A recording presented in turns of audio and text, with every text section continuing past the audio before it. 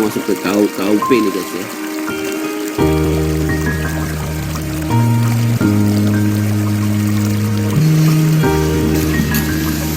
Nah, kita kembali dulu ke KUP. Jadi rencana saya ya kemarin ya, nanti kita untuk perpajakan internasional sudah selesai ya, kita ke KUP ya. KUP itu nanti adalah hukum formilnya ya, hukum formil dari perpajakan. Nah di situ ada ya, di sini mengenai ya self assessment gitu ya.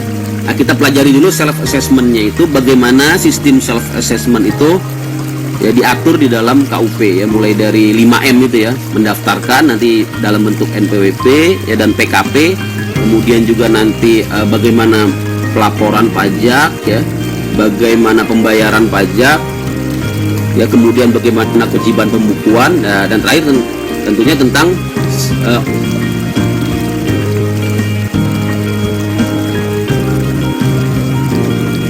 penyidikan ya, masuk ke penyidikan pajak, kemudian upaya hukum keberatan bandingnya. Saya kira itu cukup lah ya untuk mata kuliah hukum pajak ya. Nah, sekarang ke KUP ya.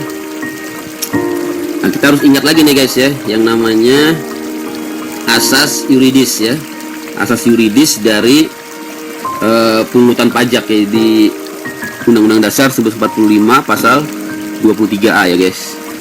Nah itu diingat lagi bahwa pajak ya dan pungutan lain yang bersifat memaksa untuk keperluan negara diatur dengan undang-undang. Itu adalah apa namanya, hukum dasarnya ya, hukum dasar kita yang ada di dalam konstitusi ya, yang merupakan konsensus ya, konsensus bersama ya dari bangsa Indonesia ini terkait dengan ya politik hukum pemajakan ya. Jadi pajak itu ya diatur dengan undang-undang. Nah pengertian diatur ini ya kan, nah ini kemudian ya harus dipahami ya, bukan berarti ya yang tidak diatur dengan peraturan-peraturan di bawah undang-undang itu sama sekali tidak berlaku, bukan begitu ya. Jadi yang dimaksud dengan diatur dengan undang-undang ini ya, maksudnya adalah diatur dengan peraturan perundang-undangan, yaitu kemarin sudah saya jelaskan itu ya. Yang dimaksud adalah diatur dengan peraturan perundang-undangan ya. Nah kemudian kita ulang lagi sedikit mengenai pembagian jenis-jenis pajak ya guys, yaitu pajak pusat dan pajak daerah ya. Nah pajak pusat diantaranya ini ya, PPH ya, PPH, PPN, pajak pertambahan nilai, kemudian PPNBM ya, pajak penjualan barang mewah, kemudian ada PBB ya, PBB juga ya. Tadinya semuanya masuk ke pajak pusat ya, tapi kemudian sekarang dibagi ya.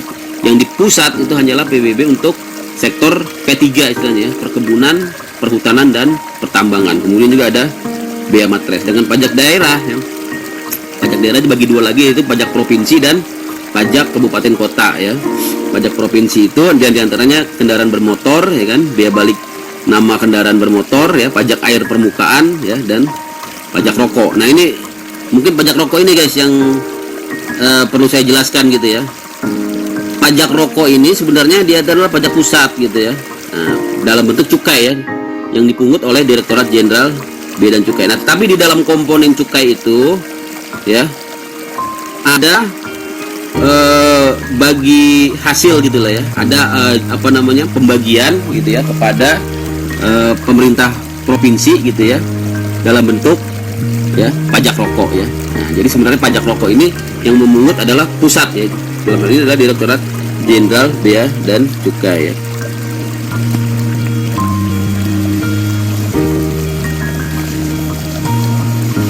Mengapa masih sulit bahwa Indonesia telah bergabung dengan baik, saya kira itu ya. Apalagi tadi ya, jadi pajak rokok ini tadi ya, pajak rokok itu dia itu merupakan bagi hasil ya, bagi hasil apa namanya, dari cukai ya, yang kemudian ditransfer ke daerah ya dalam bentuk pajak rokok. Kemudian ada yang namanya pajak kabupaten ya. Nah ini banyak sekali ya, pajak hotel ya, pajak resto, hiburan ya, reklame ya, parkir ya, dan ini macam-macam ya, beda-beda ya masing-masing wilayah beda-beda ya. Pajak sarang burung walet ya. Nah, dan yang paling banyak kita rasakan ini ya PBB ya, PBB sektor pedesaan dan perkotaan ya. Kira itu. Nah kemudian ini ya kita ulang lagi, ada 2 jenis hukum ya guys. Itu hukum pajak ini dibagi jadi hukum material dan hukum formil ya. Hukum material ini adalah undang-undang PPH ya, undang-undang PPN, PPNBM, kemudian undang-undang ya PBB ya, dan bea materai ya. Nah, formilnya ini ya 3 ini guys, yaitu KUP ya, undang-undang PPSP, dan undang-undang pengadilan pajak ya. Saya kira itu ya. Tuh, nah, nah ini ya. Siap, Pak Untung. Nanti silakan ini lagi dikoreksi ya kalau ada yang salah-salah ya. Kemudian, nah ini ya, potensi perpajakan ini sendiri ada ini ya, untuk pajak pusat ini ya, 3 ini ya, terutama yang dikelola oleh Direktorat Jenderal Pajak ya, yaitu PPH. Ya, PPH ini subjeknya orang pribadi dan badan ya, orang pribadi dan badan ya. Dan juga di sini nanti ada BUT ya, bentuk usaha tetap. Objeknya adalah penghasilan. Tarifnya macam-macam ya. Ada tarif untuk orang pribadi yang progresif ya, sedangkan tarif untuk badan itu flat ya, 25% ya. Kemudian ada juga PPH lain ya, seperti PPH final ya untuk UMKM ya kan, 0,5% ya kan, 0,5%. Kemudian juga ada PPH final lain ya, seperti misalnya PPH atas pemanfaatan bangunan ya, sewa bangunan ya, sewa harta bergerak, harta tidak bergerak, itu juga final ya. Jadi nanti dilihat aja di undang-undang PPH. PPNBM juga gitu ya, subjeknya adalah pengusaha ya, pengusaha kena pajak ya, sebagai pemungut ya. Tapi kalau subjek sebagai penanggung ya, penanggung pajaknya adalah semua orang yang melakukan konsumsi ya. Objeknya adalah pertambahan nilai ya, bisa barang dan jasa ya. Tarifnya juga macam-macam ya. Biasanya 10%, tapi ada juga yang lebih dari 10% ya. Kemudian PBB ya, sektor P3B ya, di sini juga memiliki subjek, objek, dan tarif ya. Saya kira itu potensi perpajakan yang ini kemudian semuanya menggunakan sistem self assessment ya, menggunakan self assessment ya. Yang tidak self assessmentnya ya PBB aja ya, PBB ya. Yang lainnya pakai self assessment ya. Kemudian nanti di sistem self assessment ini akan ditindaklanjuti dengan official assessment. Tapi tidak semua ya, tidak semua mendapatkan yang namanya official assessment. Jadi wajib pajak adalah melakukan self assessment. Apa self assessment nanti kita lihat ya, ada 5M itu ya. Nah, tapi kemudian official assessment ini hanya bersifat ya selektif gitu ya. Tidak semua perpajakan ya, tidak semua wajib pajak mendapatkan perlakuan official assessment gitu ya guys.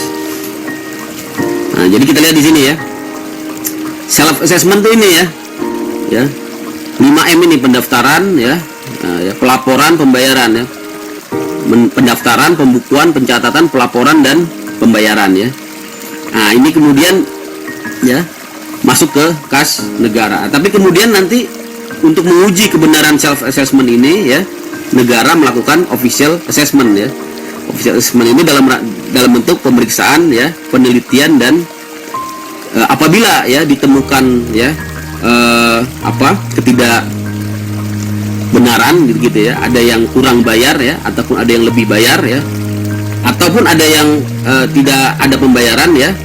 Nah, nanti akan ditetapkan dengan SKP ya, surat ketetapan pajak. Macam-macam ya, ada ketetapan pajak lebih bayar ya kan, kurang bayar, dan nihil ya. Nah, kemudian dilakukan juga pembayaran. Nah, inilah sistem yang berlaku sejak tahun 1983 ya, sejak masa reformasi perpajakan. Kalau sebelumnya official assessment ya, official assessment ini dimulai dari masa ya zaman Belanda dulu ya, mulai dari tahun 1925 ya kalau nggak salah ya, di masa yang namanya undang-undang perseroan ya, pajak perseroan ya. Kalau dulu sistemnya murni official assessment, ya, official assessment. Jadi semua itu ya, semua ditetapkan semua ya. SPT sih tetap ada ya, SPT tetap ada ya, tapi kemudian tidak langsung SPT ini harus tetap dilakukan penetapan dulu ya, baru kemudian dibayar ke kas negara. Itu sistem yang dulu ya, sistem yang sekarang murni semuanya official self assessment, sedangkan official assessment dilakukan secara selektif ya atas kriteria-kriteria tertentu ya. Itu ya, itulah gambaran umum dari KUP kita sekarang ya. Nah, jadi intinya adalah apa yang membedakan antara ketentuan formal dengan ketentuan material. Ketentuan formal itu nanti yang menentukan ya pajak terutangnya ya, yang menentukan pajak terutangnya itu subjeknya ya, objeknya dan tarifnya. Ini diatur di dalam ketentuan material. Sedangkan tata cara ya untuk self assessment system itu nanti diatur di dalam sistem administrasi perpajakan ya, yang diatur di dalam ketentuan umum dan tata cara perpajakan atau KUP ya. Itu ya guys ya. Baik. Nah ini ya, jadi kita mulai dulu dari sistem self assessment. Jadi intinya adalah mendaftarkan ya, 5M tadi ya, menjalankan pembukuan ya, menghitung dan memperhitungkan, menyetorkan dan melaporkan pajak yang terutang ya. Nah ini, jadi WP diberi kepercayaan ya. Nah ini, nah yang pertama adalah mendaftar. Mendaftar itu